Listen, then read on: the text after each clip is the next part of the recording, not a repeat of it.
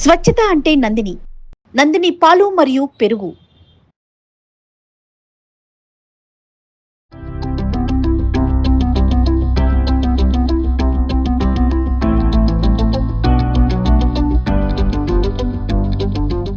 Nandini milk సమర్పించి Ugadi special programme కి స్వాగతం. నమస్తే రమగారు. నమస్తే జయ. రమగారు, ఉగాది శుభాకాంక్షలు. ఉగాది శుభాకాంక్షలు జయ. మీకు కూడా సుమన్ టీవీ ప్రేక్షకులందరికీ ఉగాది శుభాకాంక్షలు. Right, very good. ఉగాది పచ్చడి గురించి మాట్లాడుకున్నాం, ఉగాది విశిష్టత మాట్లాడుకున్నాం. ఉగాదికి కొన్ని వంటకాలు ప్రత్యేకించి చేసుకుంటాం. పచ్చడితో పాటుగా ఒక్కొక్క ప్రాంతంలో ఒక్కొక్కటి చేస్తారు. ఇక్కడ భక్ష్యాలు అంటారు, మనం బొబ్బట్లు అంటాం. మరి నందిని నెయ్యి వేసి స్వచ్ఛంగా పవిత్రంగా బొబ్బట్లు చేసేసుకుందాం. ఏమంటారు? నేతి బొబ్బట్లు చేద్దాం. ఎస్. ఓకే. పండుగ అనగానే ఒక ఆధ్యాత్మిక భావన వస్తుంది కదా రమ్మగారు. అంతే కదా. అన్నీ కూడా చాలా పవిత్రంగా ఉండాలి, స్వామి వారికి చక్కగా నివేదించాలి, స్వామికి అంతా మంచి జరగాలని కోరుకుంటాం. అంతే స్వచ్ఛతకి మారిపోయి నందిని నెయ్యి. ఓకే, నందిని నెయ్యి వాడేసి మీ ఇష్టం వచ్చినట్టు ధారాళంగా పోసేసి బొబ్బట్లు చేద్దాం. మీరు ఏదైనా వండేటప్పుడు ధారాళంగా ఉప్పు కారం వేసుకోవాలి. రుచిగా ఉండాలంటే నెయ్యో నూనె మనం ఏం వాడతామో ఆ వాడే పదార్థాన్ని విసురుగా వేస్తేనే కదా రుచి. మామూలు రోజుల్లో బోళ్ళంతా చేస్తాం డైటింగ్. పండగ రోజుల్లో డైటింగ్ ఎందుకు చేయటము?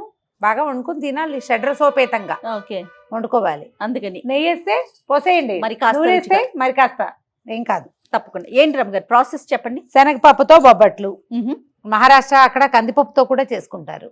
మా సత్యవతి వాళ్ళైతే బొబ్బరి పప్పుతో కూడా బొబ్బట్లు చేస్తారట. అది కొంచెం ఇబ్బంది పెడుతుందని నాకు డౌట్, అందుకని నేను అది పెట్టుకోలే. శనగపప్పు బొబ్బట్లు చేసుకుందాం. మామూలుగా శనగపప్పు ఉడకబెట్టడం, నానబెట్టడం, ఉడకబెట్టడం. ఎన్ని అవర్స్ అంటే ఎన్ని గంటలు నానబెట్టాలి? కనీసం 1 గంట నానబెడితే చాలు. శనగపప్పు శుభ్రంగా 2-3 సార్లు కడిగేసి 1 గంట అయినా సరే కాసి నీళ్ళు పోసి పక్కన పెట్టండి. కొంచెం నానింది మృదువుగా ఉడుకుతుంది, అంతకంటే ఏం లేదు. ఇది వరకటి రోజుల్లో ఏం చేసేవాళ్ళు కాదండి, కడిగేసి పొయ్యికిచ్చేసేయటమే. అప్పటి పొయ్యిలు ఏమిటి, నిదానంగా మంట మీద కుంపట్లో ఉడికే బాగా ఉండేది. ఇప్పుడు మనది గ్యాస్ స్టవ్ కదా, రయ్యమని వచ్చేస్తుంది. కుక్కర్లో పెడితే క్షణాల్లో సీటీ వచ్చేస్తుంది. నిదానాలు లేవు కదా, అందుకని కొంచెం నానబెడితే 1 గంట నానబెట్టి తర్వాత కుక్కర్లో పెట్టిద్దాం. ఎలా చేయాలంటే ఇప్పుడు మనం 1 గ్లాసు చేయదలుచుకుంటే శనగపప్పు బాగానే వస్తాయి. 1 గ్లాసు శనగపప్పు అనుకోండి, ఏ గ్లాసు కొలైనా తీసుకోండి. అదే గ్లాసు బెల్లం, 1 గడ్డ అంత మాత్రం వేయండి. పైన మీరు పంచదార కూడా వేసుకోవచ్చు. ఒకవేళ మీకు చాయిస్ ఉంటే 2 స్పూన్లు పంచదార వేసుకోవచ్చు, లేకపోతే 1 బెల్లం గడ్డ అంత ముక్క ఎక్స్ట్రా వేయటం. బెల్లము శనగపప్పు. అక్కడి నుంచి దీనికి పైన తోపు పిండి పెట్టుకుంటాం కదా. మామూలుగా మనం ఏం చేస్తామంటే మైదా పిండితో చేసుకుంటాం ఎక్కువగా బొబ్బట్లు. పైన పూత మైదా పిండి పెడతాం. తెలంగాణలో ప్రత్యేకంగా భక్ష్యాలని గోధుమ పిండే పెడతారు. లాస్ట్ టైం మన ఛానల్లో బోల్డ్ వీడియోలు ఉన్నాయి, అన్ని ఛానల్స్లోనూ ఉన్నాయి బొబ్బట్ల తయారీ నేను చేసినవే. అప్పుడు మనం మైదా పిండితో చేసాం. ఈసారి గోధుమ పిండితోటి మరింత హెల్తీగా, పిల్లలు కూడా 1-2 తిన్నా పర్వాలా. మైదా అంత హెల్తీ కాదనుకుంటాం. మైదాతోటి వీలైనప్పుడు అప్పుడప్పుడు 1 ఇన్ ఎ వైల్ తినచ్చండి, అంత ముట్టుకోకూడని పదార్థం కాదు. కాకపోతే ఇక అదే పనిగా అదే తినద్దని అంతే. గోధుమ పిండితోటి చేసుకుందాం. ఏ కప్పు శనగపప్పు అనుకున్నామో దాంతో కనీసం 2 కప్పుల గోధుమ పిండి కలిపి పక్కన పెట్టుకోండి. గోధుమ పిండి కలిపేద్దాం. ఫస్ట్ పప్పు ఉడకబెట్టాలి. ఉడకబెట్టిన పప్పుని కొంచెం చల్లారనిచ్చి గ్రైండ్ చేసేయండి, మెత్తగా అవుతుంది పిండిలాగా. అప్పుడు బెల్లం కొద్దిగా కరగబెట్టి ఈ పిండిని అందులో పోసి బెల్లము పిండి ఈ శనగపప్పు పిండి బాగా కలిసి దాన్ని చిక్కగా గట్టిగా ముద్దయ్యేదాకా ఉడకనివ్వాలి. ఉడికిన తర్వాత అందులో కొంచెం ఏలక పొడి వేసి పక్కన పెట్టుకోండి. అది చల్లారాలి, ముద్దలు చేయాలి. ఈ లోపల మనం ఏం చేస్తామంటే గోధుమ పిండిని అందులో కొంచెం బియ్యపు రవ్వ, బొంబాయి రవ్వ వేయండి. ఈ మాత్రం ఓకే. 2.5 గ్లాసులు వేస్తాం కదా, 2 స్పూన్ల బొంబాయి రవ్వ వేసి, చిటికెడు పసుపు, ఉప్పు వేసేసి కొంచెం నెయ్యి వేసి, ఇప్పుడు మనం నేతి బొబ్బట్లు చేస్తున్నాం కాబట్టి నెయ్యి వేసుకుంటున్నామండి. అది కూడా నందిని వారి నెయ్యి మన దగ్గర ఉంది. మీరు నూనె కూడా వేసుకోవచ్చు. నూనె వేసి కలుపుకోవటమే. నెయ్యి ఉంటే బెస్ట్. కలిపి పక్కన పెట్టుకుంటామా. ఇప్పుడు ఈ పప్పు చల్లారి, మనం పాకం చల్లారి ఉండలు చేసుకున్నాక కొంచెం గోధుమ పిండి తీసుకోవటం, ఇది అందులో పెట్టడం, కవర్ చేయటం, ఈజీగా ఒత్తేసి కాల్చేసుకోవటం. అది కూడా నెయ్యి వేసి కాల్చుకుంటే బాగుంటుంది. తర్వాత మనం తక్కువ నేతితో కాల్చామనుకో పక్కనే నెయ్యి పెట్టి నేతిలో ముంచుకుని తినచ్చు బొబ్బట్లు. అదే మనం ఏమంటాం భక్ష్యాలు. లేదా పాలల్లో ముంచుకుని తిన్నా కూడా బాగుంటుంది. మైదా పిండి అయితే పాలల్లో ముంచుకోలేము. గోధుమ పిండితో చేసినవి చిక్కటి పాలు, రబడీ లాంటివి చేసి పక్కన పెడితే అద్దుకుని తింటే ఎక్సలెంట్ గా ఉంటుంది, చాలా బాగుంటుంది. తప్పకుండా ఓకే, ఇప్పుడు స్టార్ట్ చేసేద్దాం. శనగపప్పుని కడిగి నానబెట్టి పక్కన పెట్టుకుందాం. ఓకే అండి. గోధుమ పిండి కలిపేద్దాము. ఇందులో కాస్త నీళ్ళు పోయిండమ్మా. ఇంకేం పిండి వంటలు చేస్తారు రమ్మగారు? నేనా మామూలుగా ఉగాది అప్పుడు గారెలు, బూరెలు, పాయసము, పులిహోర, బొబ్బట్లు, సొజ్జప్పాలు లాంటివి ఇవే ఎక్కువగా చేసుకుంటాం. చక్కెర పొంగల్ చేసుకుంటాం. చక్కెర పొంగల్, రవ కేసరి ఒకటి చేస్తాము. నెక్స్ట్ టైం నేను రవ కేసరి డిఫరెంట్గా చేస్తాను. మామూలుగా మనం చేసేది కాకుండా కొంచెం కొత్త రకంగా చేసి చూపిద్దాం. తప్పకుండా. 2 గ్లాసులు గోధుమ పిండి, ఇందులో కొద్దిగా బొంబాయి రవ, ఓకే ఓకే, ఒక చిటికెడు పసుపు చాలు కదా. పండి ఇంకొంచెం వేయచ్చు, చాలు. ఒక చిటికెడు ఉప్పు ఓకే వేసి కొద్దిగా నెయ్యి వేసి, ఒక స్పూన్ నెయ్యి వేయండి చాలు. స్పూను 2 స్పూన్ల నెయ్యి వేసి పిండి కలిపేసుకుందాము. కొద్దిగా గోరువెచ్చటి నీళ్ళతోటి కనుక కలిపితే ఈ పిండి బాగా సాగుతుంది. మీకు ఈ నీళ్ళ కొలత కూడా కావాలంటే ఒక గ్లాసు అలా పడతాయి నీళ్లు, గ్లాసు బాతిగా పడతాయి. అలా కొలత పెట్టుకోవద్దు, సుమారుగా చూసుకోవాలి. మన గోధుమ పిండి కంటే, మన రొట్టెల పిండి కంటే కొంచెం లూజ్గా ఉండాలి. ఎంత నానితే అంత బాగా వస్తుంది అనమాట. దీన్ని ఇది కొంచెం జిగురుగా ఉంది కదా, కొద్దిగా నెయ్యి దీని మీద స్ప్రెడ్ చేసి పక్కన పెట్టేసి దీన్ని మూత పెట్టి పక్కన పెట్టేద్దాం. ఒక గంట సేపు వదిలేస్తే కనీసము బాగుంటుంది. మీరు 2-3 గంటలు నాననిస్తే మరీ బాగా కుదురుతుంది. మీ టైం ప్రకారం మొదట ఇది కలిపేసేయాలన్నమాట. ఓకే, మూత పెట్టి పక్కన పెడదాం. గోధుమ పిండి మూత పెట్టి పక్కన పెట్టాం. ఇందాక నానబెట్టిన శనగపప్పుని కుక్కర్లో పెట్టాము. ఒక 6 విజిల్స్ తప్పించి దాని ప్లేట్లో పోసేసాం. నీళ్లు వంచేసేయాలి, ఎక్కువ నీళ్లు ఉంచకూడదు. ఒకవేళ మీకు నీళ్ళ కొలత అనుమానం ఉంటే ఏ గ్లాస్తో శనగపప్పు తీసుకున్నామో దాంతో 2 గ్లాసులు నీళ్లు పోస్తే చాలు. 6-7 విజిల్స్ రప్పిస్తే ఇది పప్పు షేప్ ఉంటుంది కానీ మెత్తగా అయిపోతుంది. చూడు, అవునండి కదా. 2-3 పద్ధతులు ఉన్నాయి. మనం సింపుల్ గా ఏం చేద్దామంటే ఈ ఆరిపోయిన పప్పుని చక్కగా మిక్సీలో వేసేసి మెత్తగా పిండి చేసేద్దాం. ఓకే ఓకే, ఈ లోపల నువ్వేం చేస్తావంటే మూకుడు పెట్టి బెల్లం పెట్టుకుందాం. ఇది 1 గ్లాస్ పప్పు కదా, గ్లాస్ మీద ఒక ఇంత బెల్లం ఎక్స్ట్రా వేసుకుందాం. ఎందుకంటే చప్పగా అయిపోతుంది గోధుమ పిండి వల్ల. ఓకే, ఇది గ్రైండ్ చేసేద్దాము. ఇది మెత్తగా గ్రైండ్, ఎంత మృదువుగా చేస్తే మనకి భక్ష్యాలు అంత సాఫ్ట్ గా వస్తాయి. దీంట్లో బద్దలు ఉండకూడదు. ఓకే, ఇది మిక్సీ చేసుకునే లోపు మనం పాకం పెట్టుకుందామా? మనం ఒక కప్పు మీద కొంచెం అని చెప్పాం కదా, ఇది కరెక్ట్ గా మీరు ఏ కొలత చేస్తే ఆ కొలత. 1 స్పూన్ నీళ్ళు వేసాను అంతే, ఊరికే. అది కొంచెం తడి జస్ట్ మనం అది వేసే లోపల, పప్పు వేసే లోపల ఇది నల్లబడిపోకుండా ఉండడానికి అంతే.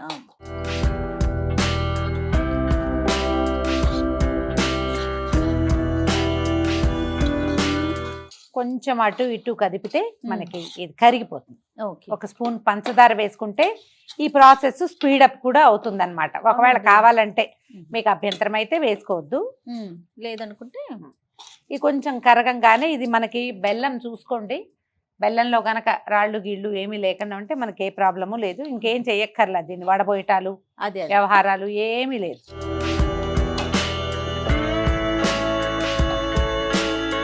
ఇంట్లో 1 స్పూన్ నెయ్యి వేస్తాను. బెల్లం చాలా పెద్ద పాకం రావాలన్న ఆలోచన ఏం చెయ్యక్కర్లేదు, జస్ట్ కరిగితే చాలా. మన దగ్గర ఇది వరకు ఏం చేసేవాళ్ళం అంటే అలా కూడా చేసుకోవచ్చు. పప్పు బెల్లము కలిపి ఉడికించటము, పాకం వచ్చాక తీసేసి బాగా కుమ్మేసేయటం, దాన్ని అవసరమైతే గ్రైండ్ చేసుకోవటం చేసేవాళ్ళం. ఆ పాకం గ్రైండ్ చేయకుండా నేను ఈ పని చేస్తాను అనమాట. నెయ్యి వేయగానే ఎంత కమ్మటి వాసన, బెల్లానికి నెయ్యి తగిలేసరికి చూడండి.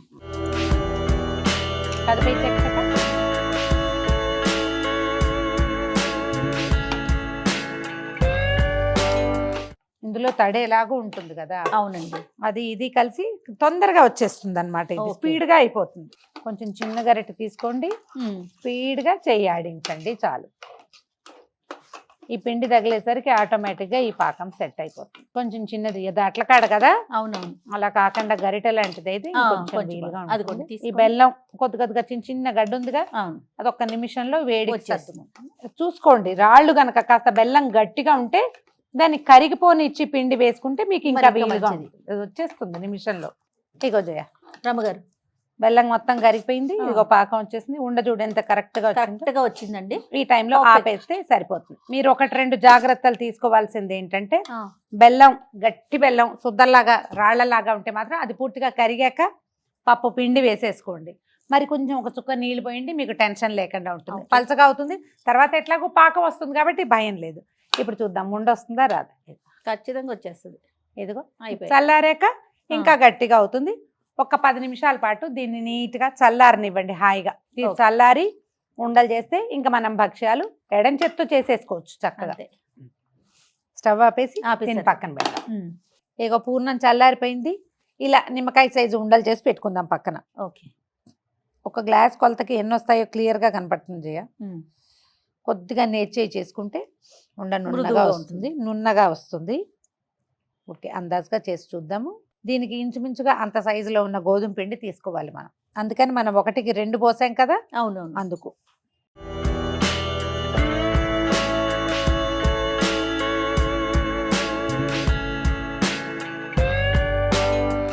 ఉండలు చేసేసాము పూర్ణం. అవునండి, అవునండి. ఇగో గోధుమ పిండి దీని సౌందర్యం ఎలా ఉందో చూద్దాం.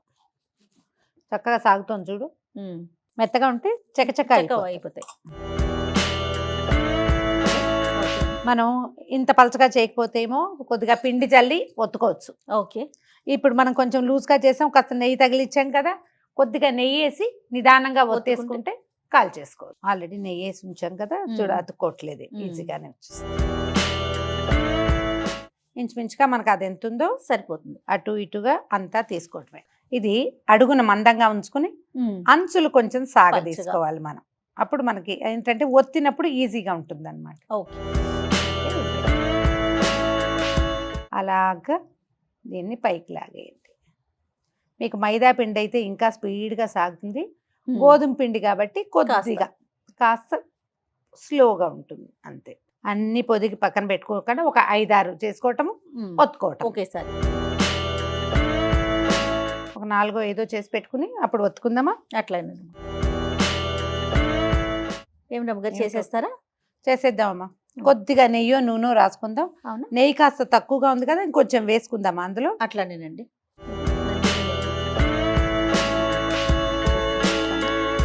మీరు చేతితోటైనా ఒత్తుకోవచ్చు, కర్రతోటైనా ఒత్తుకోవచ్చు. అవును. ఇది ఉండే పలచదనాన్ని బట్టి ప్లాన్ చేసుకోండి అంతే.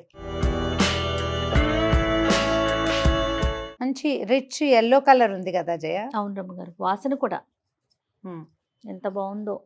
ఇగో ఇలాగే వచ్చేస్తుంది. మనం చూడు తీయగలిగిన చేత్తోనే వచ్చేస్తుంది. మనం మైదా పిండితో చేస్తే ఏం చేస్తాము, అరిటాకు మీద కానీ కవర్ మీద కానీ అవును, చేసుకుంటాం వేస్తాం కదా. మనం ఇది రాతి మీద చేసుకోవచ్చు, అంత చేత్తోనే. పెద్ద ఇబ్బంది ఏం లేదు, చేసుకోవచ్చు.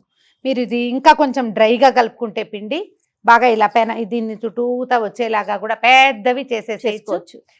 దీన్ని పై పిండి తాలూకు పలచదనము గట్టితనంతో ఈ ఒత్తుకునే సులువు కనపడుతుంది మనకి. నెయ్యి వేసుకోండి. చేతితో ఒత్తచ్చు,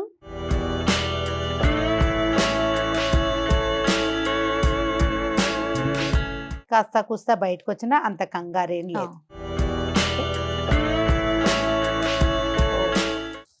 వేడి వేడి పెనం మీద వేసేసుకోవటమే వీటిని.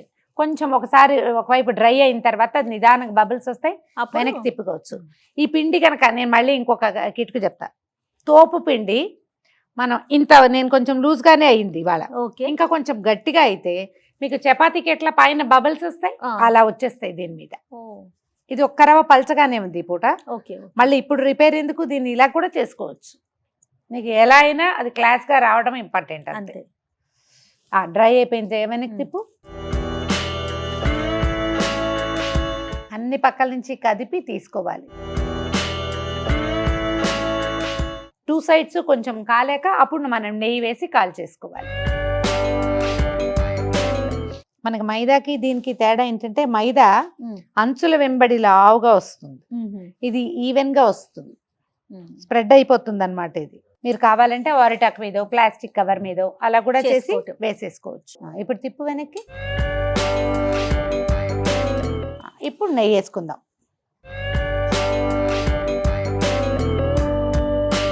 ఈ పై ఎత్తును కూడా రాస్తే వాసన చాలా బాగుంటుంది. ఒకదాని వెనకాల ఒకటం, ఇదిగో ఈ జుట్టు పొంగుతుంది, ఉమ్, ఉమ్, ఉమ్. వత్తటం, కాల్చేసుకోవటం. ఇద్దరుంటే బాగా కంఫర్టబుల్ గా అవుతుంది. సుజ్జప్పాల్లాగానే. అంతేగా. ఊర్లలో కర్ర బొబ్బట్లని చేసేవాళ్ళు.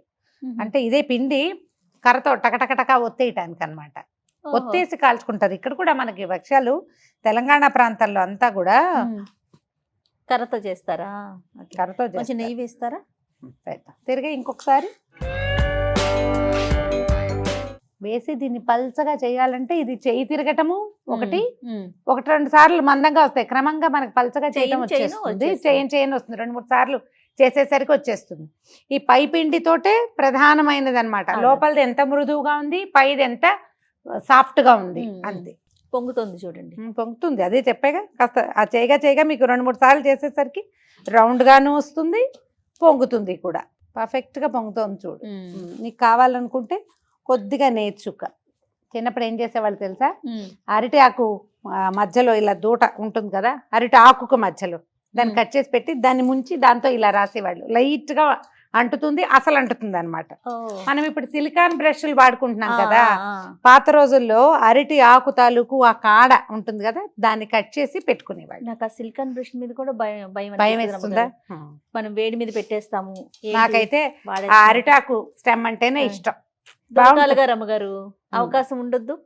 రైతు బజార్లు ఉంటే దగ్గరలో అరిటాకులకి ఏం కొదవా. మీరు అరిటాకు తెచ్చుకోవటమే. కావాలి అన్న ఇంటెన్షన్ ఉంటే అమెజాన్ లో కూడా అరిటాకులు దొరుకుతాయి. ఓ తీనా ఇలాగే ఆ. అన్ని బొబ్బట్లు ఒత్తేసుకోవటం, కాల్చేసుకోవటం, చక్కగా కాల్చుకోవటం. చక్కగా రుచిగా తినేయటం. ఒక మీరు పాలతో తినదలుచుకుంటే పాలని స్టవ్ మీద బాగా మరగనివ్వండి. కొంచెం పంచదార, ఏలక పొడి, కుంకుమ పువ్వు. ఏలక పొడి అంటే గుర్తొచ్చింది, పూర్ణంలో మనం ఇందాక ఏలక పొడి వేసాం కానీ ప్రేక్షకులకు చెప్పలేదు. ఏలక పొడి వేసుకుంటే బాగుంటుంది. కుంకుమ చక్కగా. పువ్వు, ఏలక పొడి, కొద్దిగా పిస్తా పప్పులు వేసి పాలను చిక్కగా మరగబెట్టాడు. చాలా మరీ రబడీలా చేయక్కర్లా, కొంచెం చిక్కగా చేస్తే చాలు. అది పక్కన పెట్టి ఈ బొబ్బట్లు చేతికిస్తే బొబ్బట్టు అందులో ముంచుకుని తింటే బాగుంటుంది. ట్రై చేసి ఉదయమే పచ్చడి చేసేసుకుని తర్వాత మనకి ఇష్టమైన పదార్థాలు పదార్థాలు చేసుకుని ఆ దేవుడి ముందు పెట్టి ఇష్టమైన దైవం ముందు పెట్టుకొని ఒక నమస్కారం పెట్టి అందరం బాగుండాలి, అందులో మేము ఉండాలని కోరుకుంటూ ఈ ఉగాది పండుగని చాలా చక్కగా ఆనందంగా సంతోషంగా జరుపుకోండి. మరి ప్రేక్షకులందరికీ మరొక్కసారి ఉగాది శుభాకాంక్షలు. శుభాకాంక్షలు.